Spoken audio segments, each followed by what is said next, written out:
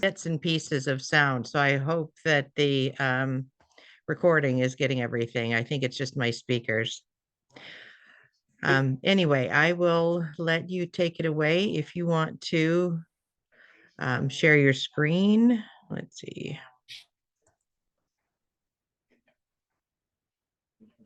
Oops.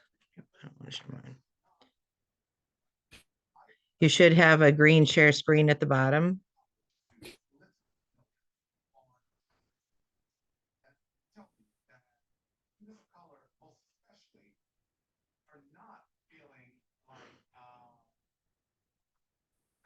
There we go.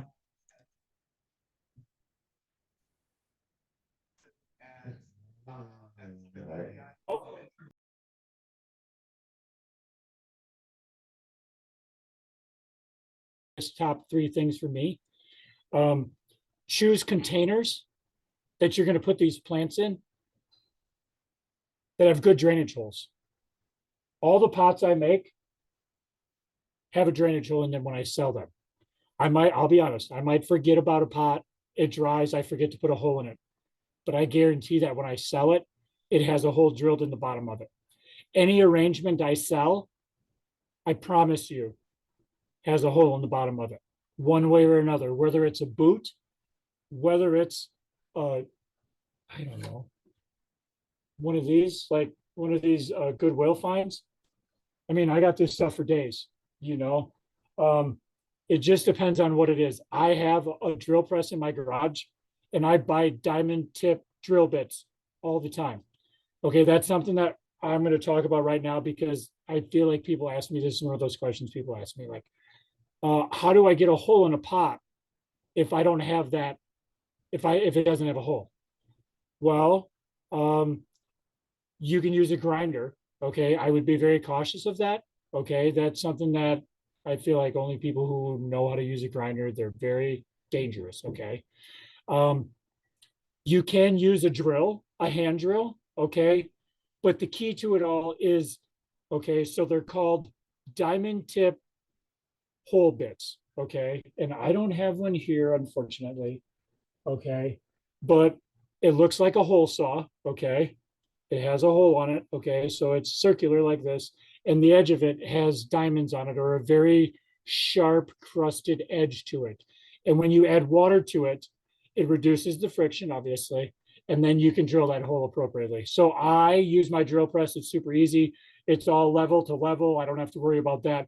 But when you're doing it by hand, one of those things is so you would take, for example, the drill is like this, and here is the flat material that you're going to be using. For example, let's say this is the bottom of the pot. So what you're going to do is you're going to start at an angle.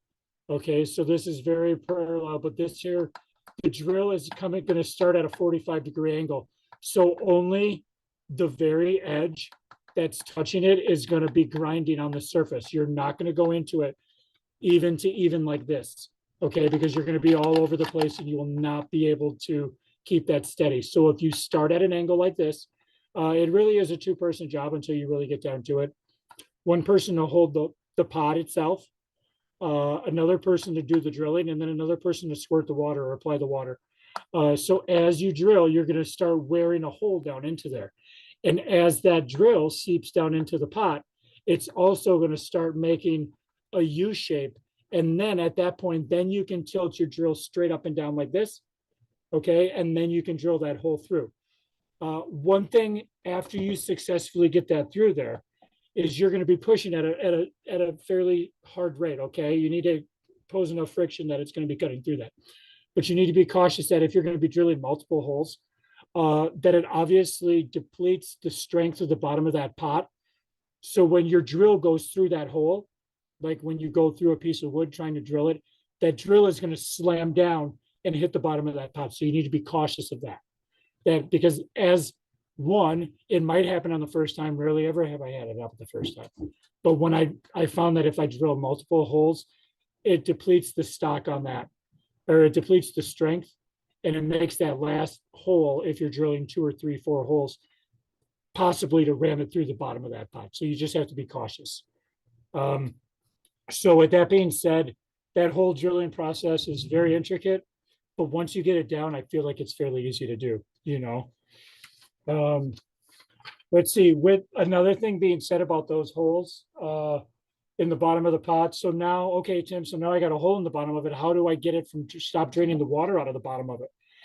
I don't know if you could tell in the bottom of this, you can actually almost see right through it, which is perfect. So it's just a piece of paper towel.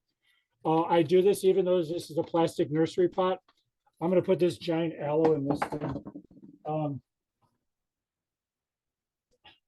It's one of those things. Yeah, I'm going to put this aloe in here, but it's one of those things with the soil that I use. It's so coarse that I have a hard time keeping the soil in the bottom of the pot. So after that first watering, I got half my soils fall all the bottom. So what I do is I use paper towel. Another thing you can use is the very lightweight landscape fabric. It's super cheap, especially the lightweight stuff.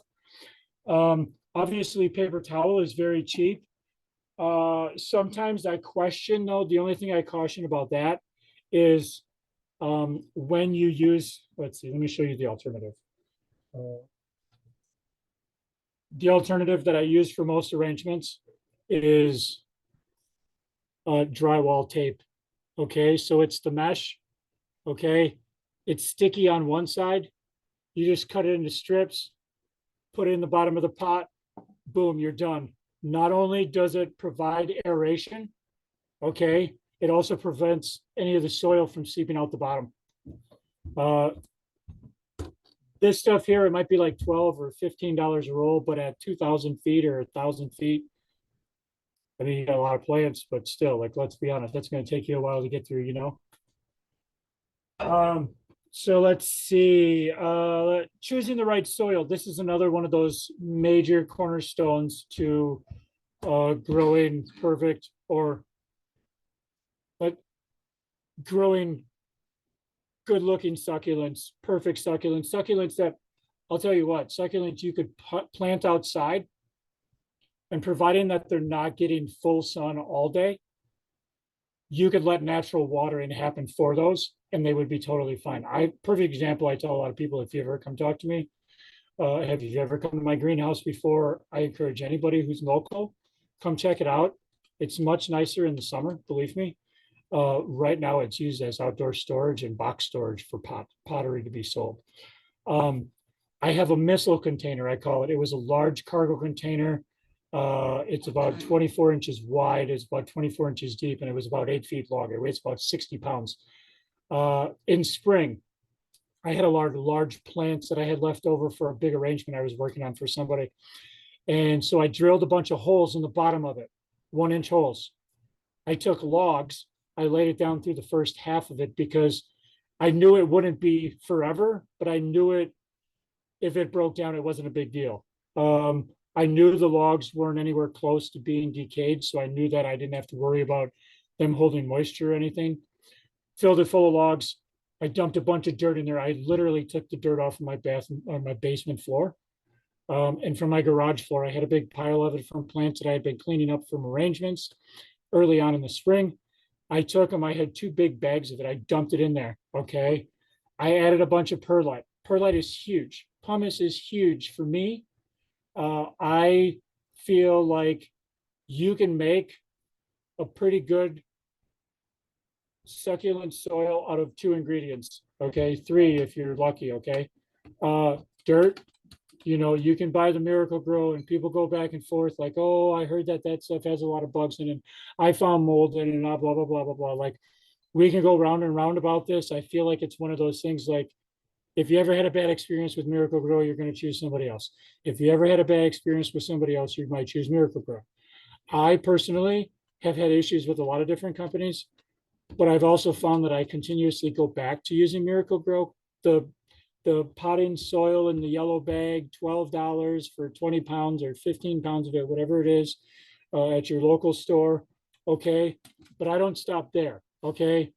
As I'm breaking that up and I'm throwing it into my bucket, which I'm using right now as my screen holder, I'm taking out any of the wood pieces just because we don't really need those in there. You don't need to sift it or, you know, take out any of the really big stuff, but just make sure that there aren't any large chunks of even soil broke down in there because I know it like to kind of clump together when they're shipping and that kind of stuff.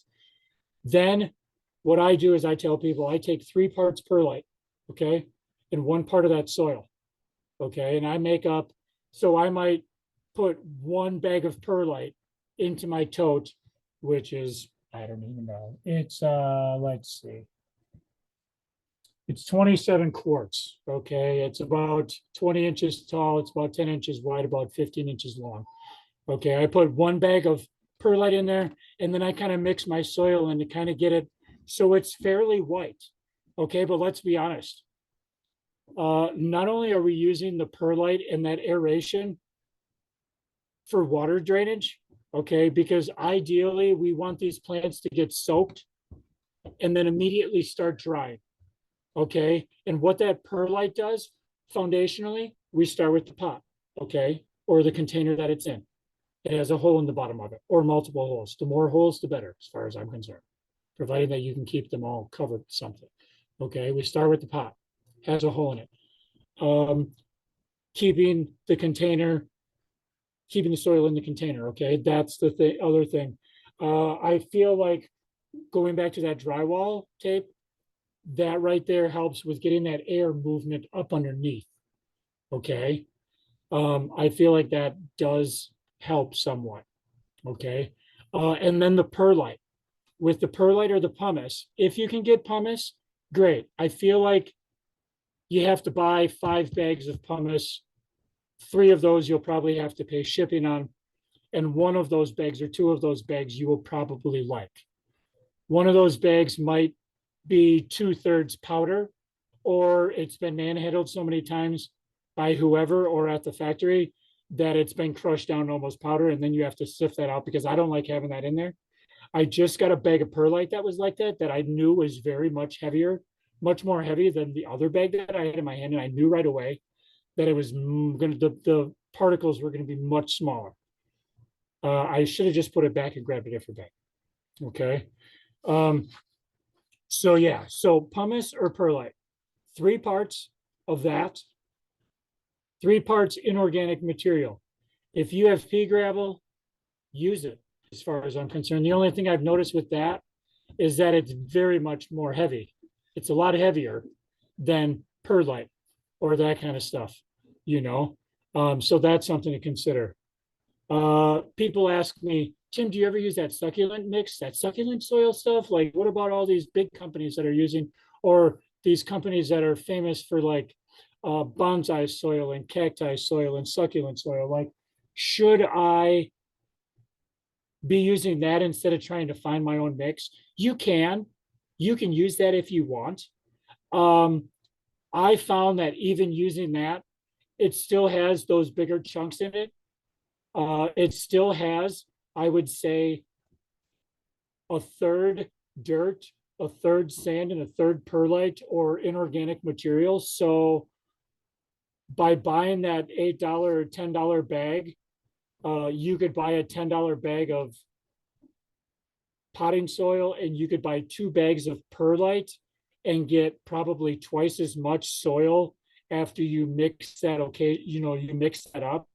And if you have plants that you know that you take care of all the time and you water them on a weekly basis, and you know that they're in no inorganic material and it's straight soil that holds water for a long period of time, and you're totally fine with that, let that work, because we can watch all the videos. I tell this to people too. Like, we watch all these videos of all these people, or we watch these videos of these people like in these cheater countries, in foreign countries, where the humidity is right, conducive, the soil is right.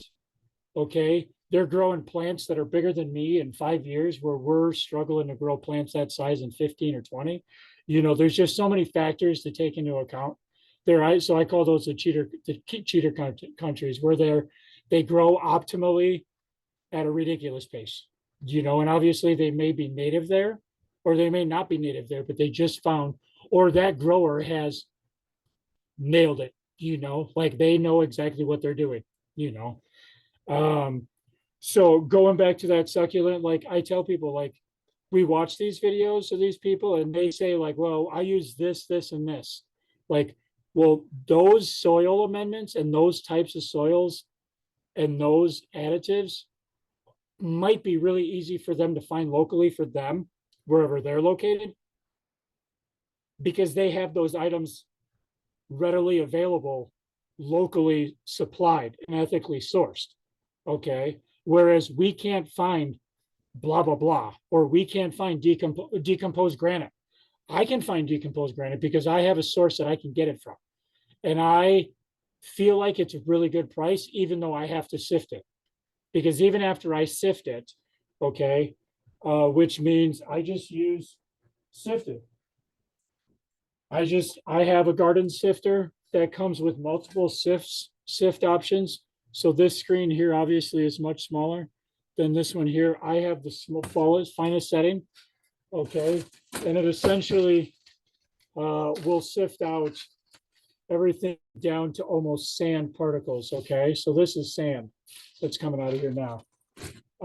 And so I save that stuff. I call that stuff gold dust. I use it for like toppers on top of my personal plants. Like I use it to kind of dust the top of them. It makes them look solidified. Using that sand, I feel like it helps kind of lock the plants in, you know, like with the top dressing. And top dressing is something that we'll talk about here in just a few minutes, because there's a couple of things I want to show you guys that I have ready, and a few things, products that I use. And obviously with all these products, these are all products that you need to read the labels. I do not give advice on those whatsoever, like as applications or anything like that. So that's something that you need to figure out yourselves. Or you can contact me about privately and we could discuss. I could tell you what I've tried and what doesn't work, and go from there. Okay, so with that being said, some of the products that I use, which brings me into the next subject of watch out for bugs. We all know that anybody who has mostly houseplants, only because, let's be honest, bugs like wet, moist soil, okay? And one thing I will say when it comes to the top dressing in the moist soil is that when you do use that sand, sometimes it does prevent that soil from drying out a little slower, you know? So that is something to consider. But watch out for bugs. There's a few things that I can tell you that I try. If you just have a few plants, you can use those yellow sticky traps. I know they kind of look amateurish and you can buy them wherever, and they're on all these little, I'm sure they're probably on 1,000 TikTok videos. But they're little yellow sticky traps. They have stakes in them. They're built right in. You just peel off the tab. You stick them in the plant. I don't know if they smell or if they don't smell, but obviously the bright light indicates, hey, I'm a plant, come and land on me, and it lands on the trap. So that's one way to eradicate the bugs if you have a small problem like that. One thing for me that I do with all my plants, and I try very hard, and I promise you that, that I use this here. Okay, so it's a systemic granule. Okay, and this is just something that it's for outdoor use, it says, but I try to apply it in the fall.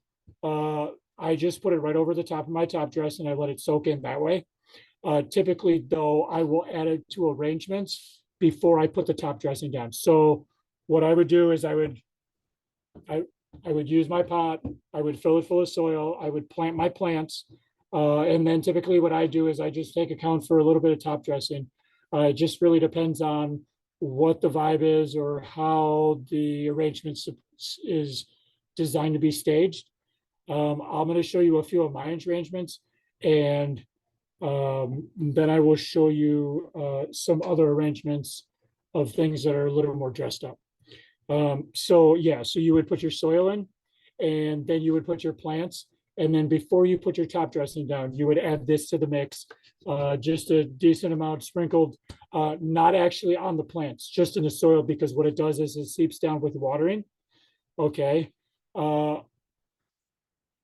I cannot say whether bottom watering versus top watering has an effect as to that absorption rate. Okay.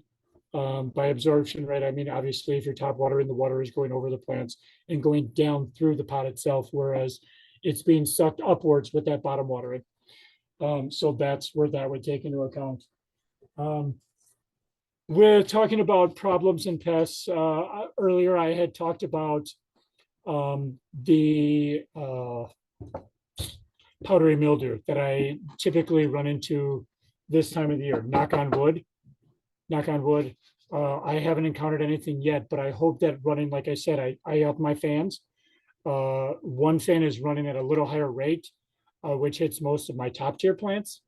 By top tier plants, well, everybody has top tier plants, and you can tell plant people whatever you want. And sometimes people are like, oh, well, that's not that much. And other people are like, oh, geez, like, I don't have any plants that are that. That's crazy. I would never spend plants like that. So if you want to know what top tier plants are plants that you would buy that are old age, that typically for me would be over $100. Okay, for one single plant, or maybe not one single plant. It would be a cluster of plants, a mother plant with a lot of pups. That price would be determined by old age. Ridiculousness. By ridiculousness, I mean the oddity. Like, I could show you 1,000 of this plant, and not a single one of them will be the same. One thing, like I said, so we get back to the powdery mildew situation, because I'm really trying to stay on task here because I want to talk about that stuff, but not quite yet. The powdery mildew thing, one thing that I tried last year that I felt like kind of eradicated things, and I tell everybody, if you notice that you have problems with whether it's bugs, whether it's spiders. Now, spiders is one of those things that I've just kind of accepted. I feel like they are very ambitious. They're people. They're animals of habit. Okay, I feel like those, and also pollinators are something that we obviously need to take into consideration. You know, I keep my plants outside, and I keep my doors open in the greenhouse, and I have a curtain, and it stinks having bugs and stuff in there at night, because then obviously if I have my lights on, I get a lot of bugs in there. But with the bugs and the spiders, mostly the spiders, if I know that I have a spider living in one of my arrangements, I'm going to bring him in the house with me. Okay, unless he's giant. Okay, if you don't like spiders, that's totally fine. Leave him outside to die. Okay, he's going to survive, hopefully, one way or another. Okay, but for me, I know that these spiders are advantageous. Okay, and I know other people who buy cocoons of other bugs and other outside outdoor plant loving insects that are also army fighters towards some of these insects that we don't want in our greenhouse, or that we don't want in our plant collections. Okay. And so that's one way to do it. Now, obviously, I don't suggest anybody opening up cocoons and just letting bugs go all over the place. Okay. So with that being said, one thing that I use is another product is called fungin oil. Okay. It has kind of a funk to it. Okay. You can buy this at any local hardware store in their gardening section. It's something that I use. Okay. Right after I eradicate that plant, I move them to a different section. I call it the infirmary. I move it there and I continue to take care of it, but I keep it far enough away. I try to keep them as far away as possible from any other plants that are in the infirmary. Okay. And obviously, not everybody has enough time throughout the day, because I'm fortunate right now that I have all the time in the world to be messing around with my plants. Okay. But a lot of people don't. They have their once a week, or their twice a week, or their every other week. And that's one of my selling points. I tell people, you can leave these plants outside and they have no problem surviving full sun. And if you water it once a week, it's going to be totally fine. Let's be honest. We've seen some plants at local places, at tourist events. They're like, man, I really wish they would have taken care of those, because that would have been pretty sweet, and so that's one of those things. It's just really staying on top of your plants, checking them over, checking the leaves, doing that kind of stuff. just watching them, because when you see one, I promise you, if you've spotted 5 mealybugs, you'll see one from across the room on a plant. I promise you. Like if not, it's one of those things like, oh no, that plant is supposed to have that webbing, not a problem. Okay, that's the way that plant's designed. So getting back to those infirmaries, my infirmary is down on the bottom shelf down there. I have some plants down there that I've totally given up on. I've sprayed them multiple times with different solutions. I've used that systemic, obviously. One cure-all, or they say cure-all, is a mixture of you get a water bottle or a spray bottle, fill it up with water. You put 4 or 5 drops of dish soap in there, and then there's also a product. It's called neem oil. Okay, so this stuff here, they say that you're supposed to get the cold pressed. Obviously, it's just like olive oil. You don't want to buy bad olive oil when you could spend $3 more and get the good stuff. So this stuff here is one of those things that I don't know if you can see it or not. It's something that I had to specially pick up. I believe I got it at a specific gardening store. And that there, you just get 2 or 3 drops. And yes, it's an oil, and it's a very natural smell to it, but it also has kind of a funk to it. But when you smell it, you never forget it. It's one of those smells. So that's what I use on those few things are some of the things that I use to eradicate my bug situation, my pest situation, and my mealybugs, my gnat situation. Obviously with the sticky traps work on the gnats. I don't have very many houseplants. The houseplants that I do suffer drastically, at least in my care. I will make a little disclaimer there. I said that all my pots have holes in them. My houseplants typically don't, just because they're usually able to stand the water and the moisture soil or water soil. So that's just one of those things you just have to kind of watch it a little bit better. And by houseplants, I have a fondness for Trinscanthias. There are multiple names for them, but obviously everybody knows what they are.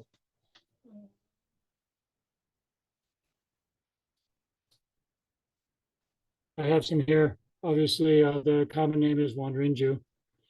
Obviously, there's a few different varieties here. Yes, they look very meager. These are just cuttings a week old coming off my mother plant.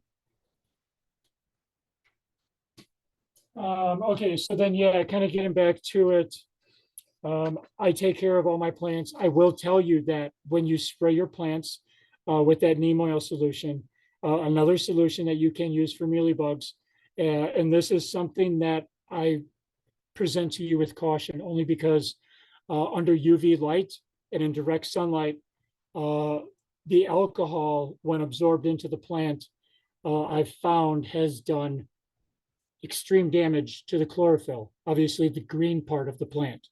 The only reason I know this was I had a few sets of strings of pearls that were infested with mealybugs. They were sitting up on a shelf. I didn't pay attention. They got hammered pretty hard. I sprayed them with the alcohol solution, which again is a spray bottle. Okay, fill it full of water, and you put, I think, a tablespoon or a teaspoon of water, or excuse me, alcohol, rubbing alcohol, 70%, and shake it up, and then you can spray it accordingly. If you do this, make sure they stay under shade all the time for about a week. Okay, because if you put that plant into the sun, it will suck the chlorophyll right out of it. Like I said, the only reason I know, I sprayed those plants, I set them out back, partial sun. They got one afternoon of sun. The next day I went to go grab them, and I realized, oh man, I left these out. And I'm like, wait a second, why are they totally starch white? So somehow, some way, they ended up dying. Okay, for one. So I wouldn't try to do this as some sort of experiment to possibly variegate your string of pearls or of hearts or whatever the case is. Okay, so do not do that. Like I said, if you use that solution, that's the alcohol and water solution in the spray bottle. Okay, the other solution that I talked about was the neem oil and the dish soap in the water bottle, which is a little different. but obviously they both can be used on the mealybugs. Okay. Scale is something that some of us have to take into account. If you have cacti, mostly. Cacti is one of those things like this here. I personally, I love succulents, and succulents is what kind of got me going. But I personally love cacti. Okay, so like this here is a Euphorbia lewintonii. This here was bought from a big box store, from a big box grower on the West Coast. Somebody who I buy plants from on a regular basis. This is also a pot of mine, but this is what I would call hard grown. Very little water, very natural setting to it. Okay. Sometimes they develop scale. Okay, scale is a substance that kind of grows on the plant, and it's one of those things that with a toothbrush and a little bit of soapy water, I would suggest getting a bucket. You would have to unearth the plant, dip the plant in the bucket. I know this is crazy that I'm suggesting to clean or wash your plants, but it's not really that crazy if you really love it. You know, like that's the way I look at it. And so it's one of those things, just scrub it with a toothbrush. Make sure that that toothbrush obviously isn't the toothbrush that a week before you were using to scrub the kitchen sink, and it has a lot of cleaners and disinfectants on it. That kind of correlates to the water situation. Don't use regular water because there's so many healthy things in the water for it, for our plants that are put in the water for us. Okay. So yeah, so I mean, it's one of those things. There's a few foundations to really growing plants and succulents successfully. One thing people ask, just two more points I want to touch on real quickly, and then I'll have some time for questions, or as many questions as you guys have. Like I said, if you have any questions that you don't want to ask, I feel like the teacher, like there aren't any stupid questions. I feel like we all have asked a question 100 times and forget the answer or want to be reassured. If you feel like it is a dumb question, again, find my Facebook page, find my Instagram page, and send me a message there, please. Okay. So two things I just want to touch on real quick. One thing is the fertilizer. People say, do you use fertilizer in your plants, like in your regular basis? Like, I don't, but in the winter, for the plants that are winter growers, I do, just because, I guess I shouldn't say that. I try to, but in summer, my watering is different. And does anybody know why, or think that maybe they know why? There's a few options I'll give you.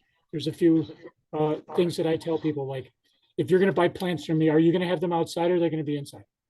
Well, I'm going to have them inside. Okay, well, then the reason that I'm going to tell you to water them, you could get away with watering them every 3 weeks. Okay, why? Because there's not that heat aspect. Okay, because if you have your plants outside, obviously the heat in the outside is going to obviously dry out your plants at a faster rate. Okay, that's one thing, you know, so take that into account. When your plants are inside, they're obviously not going to be battling the heat. They're not going to be battling that it's sun exposure, that direct sun exposure. Okay. So with that being said, obviously in summer, I try to water my plants every week. Okay. Now, in my greenhouse, the week of July, sometime in July when we were gone, the end of July, it was 136 degrees in there in my greenhouse. Okay, so this is just by sheer science. I have a fan that runs. I have the doors that were open during that week while I was gone. I had somebody watching my plants, but I still registered 135 before they were able to get there. That's pretty warm. Okay, and I mean, they're getting full sun. Some of them aren't getting full sun, but most of them are. Okay, and that just comes down to greenhouse setup and what plants can take what and what plants don't like it. You know, but it also comes down to how do you want your plants to look? You know, that's one of those hard grown situations again. Do you want to have raw gnarly plants. You want to have plants that when you go out to the desert, you go on plant expeditions and you see these plants in the natural environments, like, oh yeah, like now I know what he's talking about. Like that is definitely hard grown. Well, yeah, it's hard grown because ain't nobody taking care of it. So replicating that to a greenhouse setting or a closed environment, like what we have here, I feel like is very characteristic of me and some other individuals. And um, and that a lot of that has to do with the watering schedule and how much heat and sun they get, you know. Um, so with the fertilizer aspect, this last week is the first time that I'm fertilizing this year. Okay, and I've had my plants inside for 3 months now. Okay. In summer, what I do, how do I fertilize? How do I water? Real quick, how do I water? I have a bucket that I have sitting on the ground that's full of rainwater. Okay, and I take my plants and I set them in there because sometimes, well, let's be honest, I have a ton of things I got going. That's how I have pots that don't have holes in them, is because I got too busy watering and then I had somebody that needed something and then I had to go do this. Um, it's very chaotic and it's crazy, but I realistically wouldn't have it any other way. So with my watering, I have a bucket. Outside, I have a giant bucket. Obviously, the bigger the container, the more room it's going to take up. But obviously, the more square footage in the bottom of that container, the more plants you'll be able to water. And you can just set a timer and just set them in there for an hour, let them soak up what they need to, and get rid of them. Or a half an hour, take them all out, put them back on the rack, and you're done. You switch the next ones in, and you're done. When I add my fertilizer, sometimes when I pot plants, I'll add a little granular fertilizer, or if I'm repotting plants that are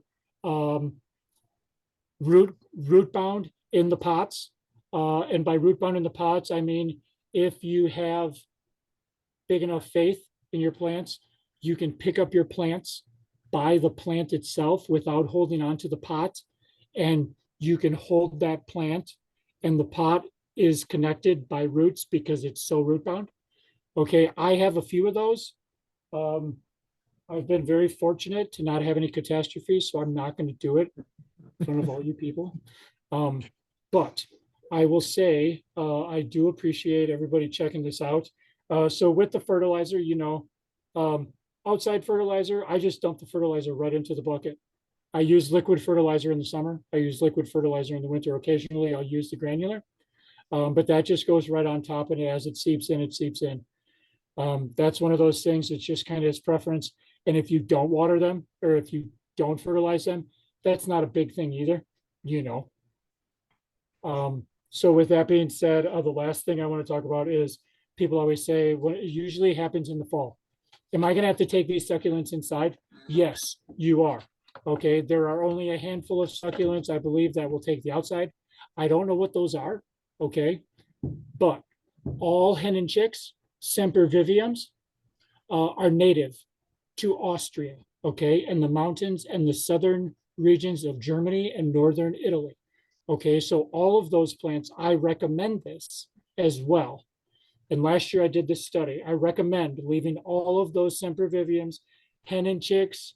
Now they have like these chick charms that they've started producing massively by an individual, a very qualified grower up in northern Wisconsin, and he's the one that produces these. And those guys, you always notice that first frost hits and those plants flip color. Why? Because there's a chemical inside those plants that requires them to get that winter frost in before they flip colors. So you'll always know, like all of a sudden you get that first frost and they totally flip flop colors. Why? Because that chemical takes hit and it really brings out the colors. Okay, with those guys there, I was talking about that little study that I did last year. Just finishing up last year, what I did was I had some of my hen and chicks I left on my back deck outside, full sun all day, but also full environment. So it didn't have the greenhouse enclosure. Okay, I had some of them, same species in the greenhouse. The only thing that they lacked was water. Okay, and that ambient water, whether it was rain or snow, or it was over 40 degrees and I watered them. Okay. I will say that the plants that endured the full outside environment did much better than the plants that were in the greenhouse protected. And I'll have people that'll send me pictures of their hen and chicks that they've brought inside because they were worried, and they look terrible.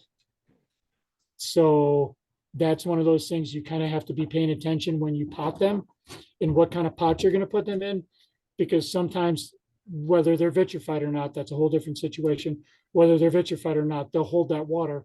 And if they hold too much water and it freezes, it's going to break and you're going to have plants laying all over the place. So I just have about 3 more minutes worth of things I wanted to talk to you about. Okay, so I was talking about hard grown. Okay, so hard grown to me means plants that have grown in their natural environment. They've been given the most amount of sun, inorganic material that they've been planted in, and have been given little to no water. Okay, and I'm going to show you 2 plants. Okay, both coming from the same batch of seedlings, acquired at the same time, same size when I got them. And one of them I potted into very lean inorganic material, top dressed heavily. And the other one is in just my standard mix of soil. And then I'll kind of show you my soil now to show you what that looks like for my succulents and for what I use in my arrangements. And then what I use in my cacti mix, which is a little different, and you'll be able to tell too. Okay, so what we have here is, see if I can show you this. So this is that mix I was telling you about. And as you can see, there's still a few bigger pieces of dirt in there. Okay, but it's mostly broke down, but you can tell that it's very lean on organic material. Okay, so this is what I use for my arrangements that I sell typically, and for succulent arrangements, or for just general potting, all my plants that I have in stock, all my aloes, all that kind of stuff. So it provides enough water retention with the soil, but it also produces enough of that moisture shedding with the pumice or the perlite in there. Okay, and so this here has perlite in it, which is mostly readily available from other places. Most hardware stores have it at this point. And then this here is a little more coarse material. And you can definitely tell that it still has that organic material, and there's a little more fine powder to it. Okay, but you can also tell that there are some bigger sections. And this bigger stuff here, this is what I'm talking about when I talk about the pumice. Okay, it's a little harder. It doesn't break down. It essentially is volcanic rock that has air blown into it as it dries. So it is very porous. And if you take this and you set it in water, it will suck up water like a sponge, but immediately starts drying. Okay, and so I would use that mixture specifically for my cacti personally, or for anything that I have that might go outside, for example, only because it's not going to hold that water so much. It's a little more expensive to make because it has that pumice and not the perlite, but for obvious reasons, I use it, you know. One thing I was telling you about, so right here, you have one plant that is very thick. The head is thick. The stalk is very thick. You can see up in there that the stem of it is very thick, the caudex. Okay, and then you look at this one here, and I hope you're able to see. Okay, that it's very lean. Okay, and you can see too that it's very dusty. I don't know if you can see that, but it is very dusty. Okay, and so that is a very meager stem. And this is what I call hard grown. You know, it's still very alive, but it's something that you would see in its natural environment, growing very coarsely out of rock, you know.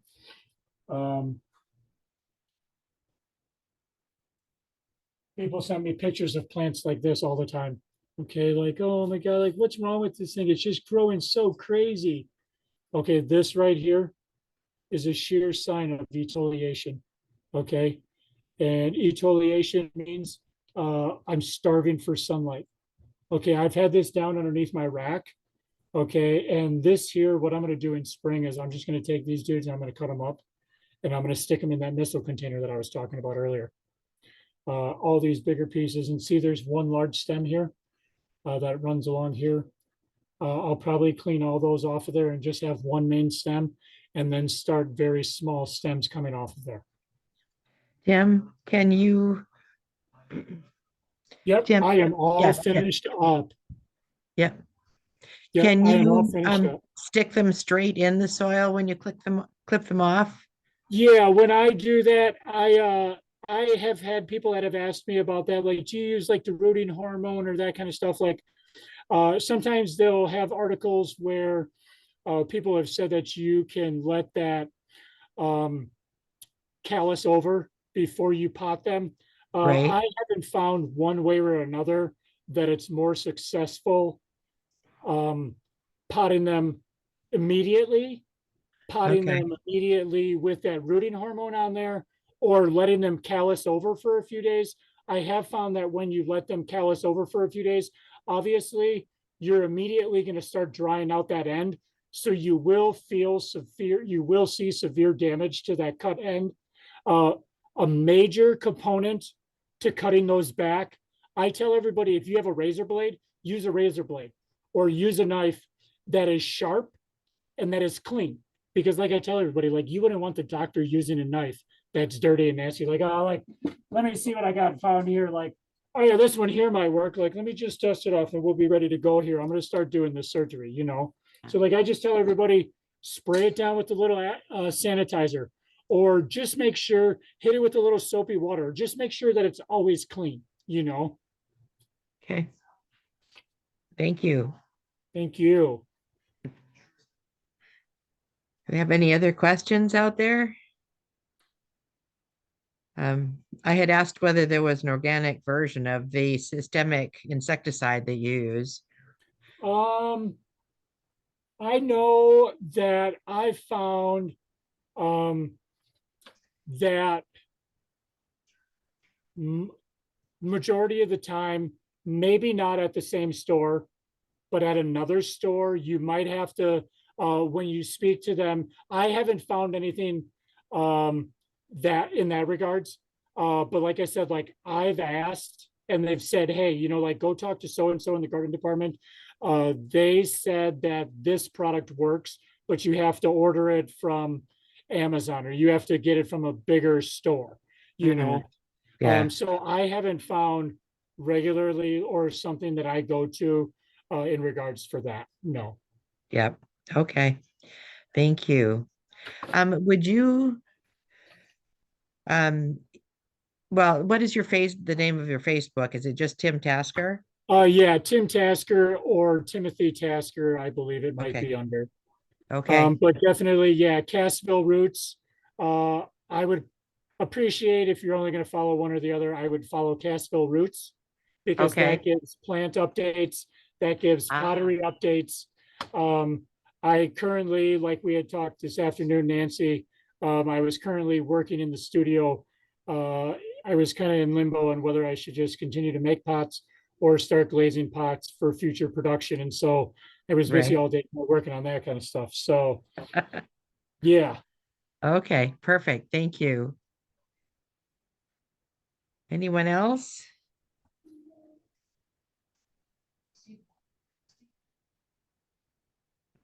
Anyway, this was wonderful. I'm all Thank you. I inspired now. So hopefully I didn't bore anybody or everybody. I didn't see that the views were starting to drop off. yeah. Real quick, I'll just kind of walk around here and show you kind of what I have going on. Oh Um, my. Wow. I think I let need to me, get some of your pots. yeah, and so a lot of pieces. Here's my collection of Medusas. They are my favorite plants. I have a few plants that are the tall gray ghost looking one is almost extinct in its native locale, along with this plant right here, which is a Astrophyta medusae, which is that there is on its own roots versus the one that's up here. This one up here is grafted. So it's on a different plant, which produces a much faster growth rate from the head of the plant versus the bottom. Over here are all my aloes. These are all plants that I've grown from seed. My aloes are doing very well.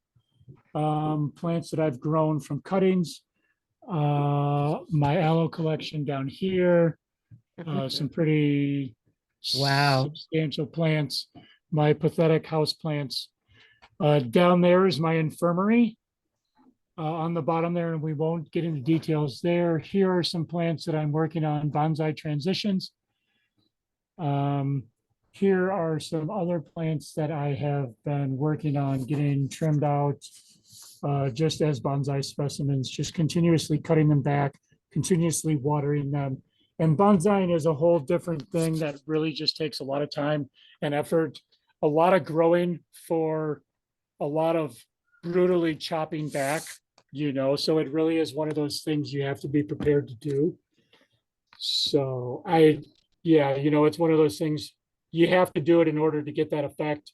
And it's one of those things, there's no wrong way or right way. It's just, oh man, I don't think that should have been the branch I cut off, but Yeah. just like a bad haircut, it always grows back. Well, I shouldn't say that. Yeah. Okay. Okay. Well, let me rephrase this. I don't have a lot of hair, but my wife is my hairdresser and she does an amazing job. Okay. But I don't have a lot of hair. Okay. But I just want to let everybody know I appreciate you guys stopping by, staying, checking it out. If some of you know me personally, it's always a pleasure talking plants and all that. And I always know that I've talked way too long when people say, well, I can tell that you're very passionate about what you're doing. And then I realize, oh man, I did it again. Dang it. So, but I do appreciate it. And like I said, if anybody has any more questions, I apologize. I didn't have the chat up. I'm so sorry. Let's see. Yeah, I didn't have the chat up, but like I said, yeah. If you have any questions, you can hit me on my Facebook page, Instagram. I'm on there as well. Yeah, please. Oh, thank you so much. This has been Stop by. fun. Thank you. I appreciate it so much. Yeah. Have a lovely evening. Yes. Have a lovely evening. Thank you. Bye. Bye.